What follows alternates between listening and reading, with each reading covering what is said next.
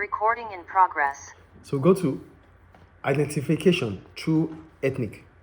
So this ethnic group and identity. So for ethnicity is being considered as a social construct. Why is it a social construct? It's a social construct because this group exists only because we want it to exist. Okay. And we identify this group and we reinforce our members to follow with the values of that group. So ethnicity is a social construct. That means it's existing because people want it to exist. Do you get the point? Yeah. So here I wrote, ethnicity is a social construct. Ethnic groups exist only because people identify themselves and others as members of the groups and reinforce boundaries between these groups. So they make sure that there's a boundary. So this is who we are. You are not part of us. Mm-hmm. So it is being constructed that way. Yes. So this is a problem because we have created boundaries. Yes or no? Mm-hmm. So to solve this ethnicity problem, we need to find a national identity. National identity. So you are from Amazigh, you are from Taruna, you're from this, but you are a Libyan. Mm-hmm. So the national identity is that you are a Libyan. Yes. So without that, we continue to fight because we have created a boundary. Oh, he's not part of this region. Because he's not part of this region, he shouldn't stay in this region. But if he's a Libyan, so that means he have access to every part of the Libyan territory. Mm-hmm. So there's no boundary. People do fight. War do exist. War come into place because of boundaries.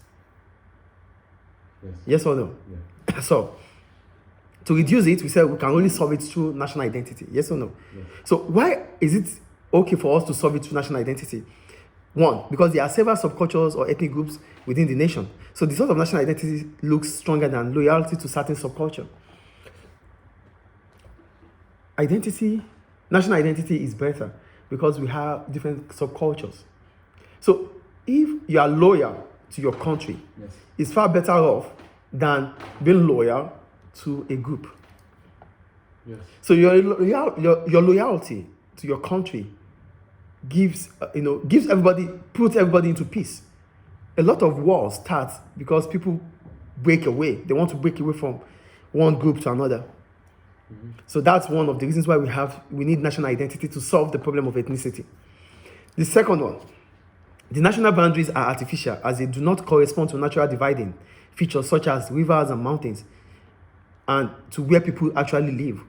What they are saying is this. They see that the natural boundaries that we create are artificial. Why? Because they don't really reflect on the natural features, like the mountain is dividing them, or the rivers are dividing them, or the places they are staying divides them. The maps we see, the maps that is being designed by these Europeans are mostly, they take even people of the same language, they separate them. Mm-hmm. Do you notice that or not? Yeah. So that means all these national boundaries that we create are all artificial. So that's why we must not create boundaries.